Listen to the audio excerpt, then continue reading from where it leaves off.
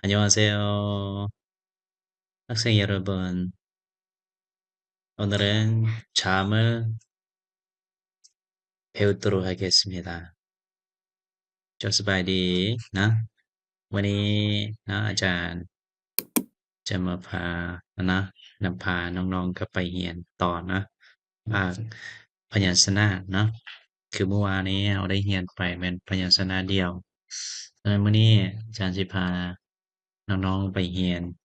พยัญชนะผสมนะก็คือพยัญชนะเสียงหนักและพยัญชนะเสียงเบาที่เมื่อวานนี้เรายังบ่ได้เรียนเทื่อนะโอเคต่อไปเอาลงเลิกเลยเนาะ พยัญชนะเสียงหนักและพยัญชนะเสียงเบานะพยัญชนะเสียงหนักมีทั้งหมดอยู่4ตัวคือนะตัวนี้นะขี้อึดขี้อึดขี้อึดนี่เทียบกับภาษาลาวนี่มันตัวคอควายนะขี้อึดตัวนี้ในภาษาลาวอ่านได้ทั้งทอและถอนะส่วนตัวนี้ผิวผิวนี่ในภาษาลาวนะเทียบพยัญชนะในภาษาลาวแม่นตัวพอพึ่งนะบ่พอผูนะโอเคตัวนี้นะ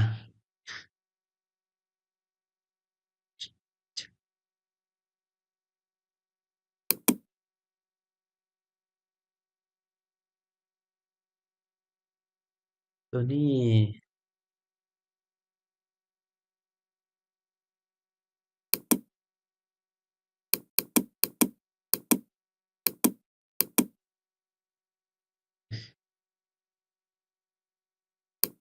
จริงแล้วตัวนี้ในภาษาลาวนะเขาบ่มีนะบ่มีการออกเสียงในภาษาลาวบ่มีส่วนหลายเขาจะออกเสียงตัวจอนะตัวจอส่วนหลายออกเสียงตัวจอนะแต่ในภาษาเราสูงเขาเทียบนะคือลุงมองไปชี้ว่าตัวตอชอชอนะตัวนั้นตัวชอนะตอชอชอชี้ว่าตัวตอชอชอตัวนั้นเทลิทื่ออย่าไปเตะชั่วว่าตอชอชอโอเคเนาะอันนี้เป็นขอโทษนี่เว้าภาษาเราสูงไปนะโอเคตัวนี้อ่านในภาษาเราอ่านจอก็ได้นะจอ โอเคต่อไปนะพยัญชนะเสียงเบานะพยัญชนะเสียงเบามี5ตัวนะ5ตัวก็คือคีย์ออก2ตัวนะคีย์ออก2ตัวเอิ้นว่าสร้างคีย์ออกนะเขาว่านะพยัญชนะนะสร้างคีย์ออก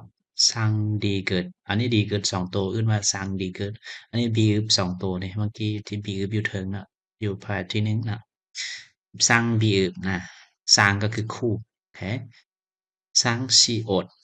ในภาษาเราเขาใช้แทนตัวโซสร้างนะสร้างจืดสร้างจืดสร้างจืดนี้เขาออกเสียงภาษาเราเป็นตัวจอจอกนะโอเคต่อมาการอ่านพยัญชนะ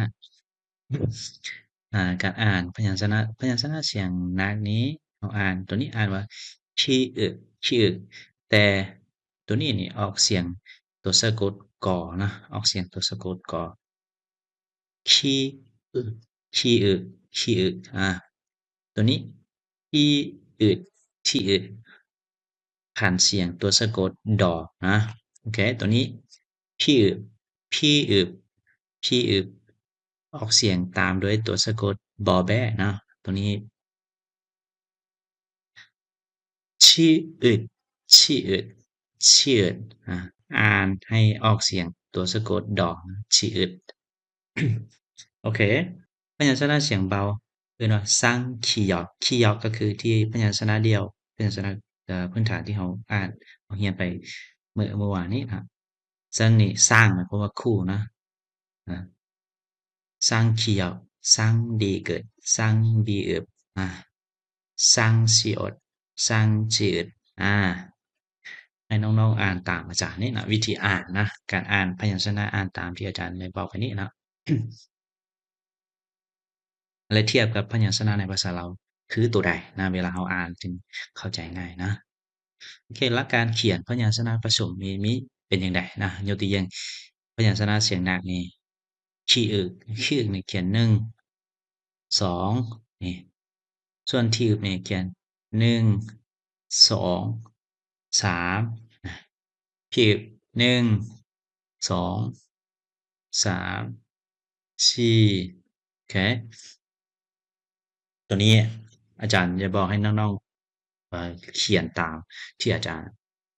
บอกลำดับนี้เนาะเพราะว่าเวลาน้อยนะฉะนั้นอาจารย์สิขอผ่านมีแต่ว่าน้องๆนักเรียนเขียนตามลำดับที่อาจารย์บอกนะยกตัวอย่างตัวนี้1 2นี่3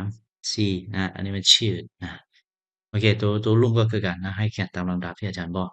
โอเคนี่เราไปเบิ่งตัวจริงเนาะเบิ่งวิธีเขียนจั่งใดนะโอเคยกตัวอย่างชื่อนะเขียนจั่งใด1 2บัดนี้โอเคชื่อ1 2นี่ชื่อบัวสระโอเป็นโคนะโคคือภาษาลาวเนี่ยคอควายบัวสระโอเป็นโคนะบ่ต้องงงที่อาจารย์ได้บอกไปอ้าวตัวนี้มาเป็นหยังคือมีตัวนี้นะอันนี้บ่ต้องงงเนาะที่อาจารย์ได้บอกไปน้องๆบ่ต้องงงให้เข้าใจว่าในศาลาภาษาลาวก็คือเราไว้ให้มันเป็นรูปร่างของศาลาเนาะโอเคต่อไปอาที่อื่นนี่เขียนจั่งใด1นะ2 3นะที่บทสระอาเป็นท่าคือภาษาลาวเรียนทบทสระอาเป็นท่าคือกันนะให้เข้าใจง่ายๆหลักการหรือลำดับการเขียนพยัญชนะให้เขียนตามนี้นะโอเคตัวพีบนี่เขียนจั่งใดนะพีบนี่ให้เขียนทางถึง1เส้นและ2 3 4ตามลำดับนะที่อาจารย์ได้บอกลำดับ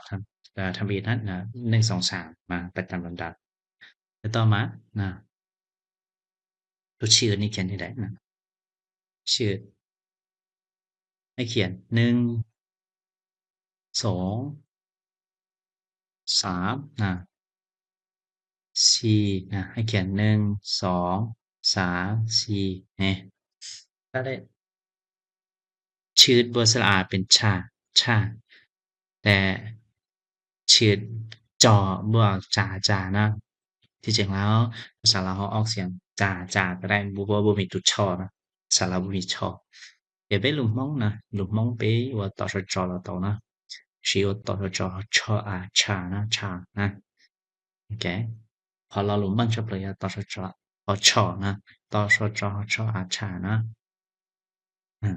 คนก็ช่วยเล่นนะโอเคต่อไปนะอันนี้วิธีเขียนพยัญชนะเสียงเบาหรือพยัญชนะคู่เขียนจังไดนะนี่1 2ให้เขียนตามที่อาจารย์บอกนี้นะน้องๆเขียนตามอาจารย์แล้วก็สามารถเขียนได้ถูกต้องเนาะยกตัวอย่างนี้กบวกสระอเป็นกนี่ให้ตัดอีอื่นออกแล้วแทนที่เอาพยัญชนะมาแทนที่ของอีอื่นกลายเปลี่ยนเป็นพยางค์กนะอย่างที่สระว่ากบวกสระอเป็นกนี่โอเคสร้างที่เกิดเขียนจั่งใด1 2 3 4แล้วก็เขียนที่เกิด2ตัวนะอันนี้ก็เช่นเดียวกันนะต่อตานะสร้างที่เกิดบัวโอเป็นโต้นะโต้โต้นะต่อตาที่ออกต่อเลยนะต่อสระโอโต้โต้โต้หรือโตก็ได้นะโอเคต่อมาสร้างบีบสร้างบีบนี่เขียนจั่งใดนะสร้างบีบเขียนบีบ2ตัวนะแบบเดียวกันนะ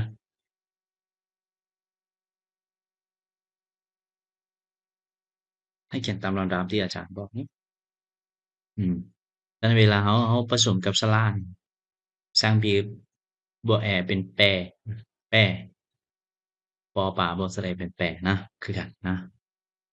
โอเคสร้าง shield ต้องเขียนนะเพราะว่าในอันนั้นในนี้มันเขียนบ่ได้ไปตามตัวที่ของเราฉะนั้นอาจารย์จะอันนั้นสาธิตว่าเขียนจั่งใด1 2 1 2นะโอเคต่อมานะสร้าง shield บ่ให้สระอือเป็นซื่อนะคือภาษาลาวสอนบ่สระอือเป็นซื่อกันนะโอเคต่อมาอา shield shield สร้าง jiut สร้าง jiut jiut 2ตัวอื่นว่าสร้าง jiut เขียน1 2 3 1 2 3อาโอเคยกตัวอย่างนะเวลาผสมคำเอาทั้งจืดบวกสระโอเป็นโจ้สำหรับเราคือการจองบวกสระโอเป็นโจ้โอเคเข้าใจนะ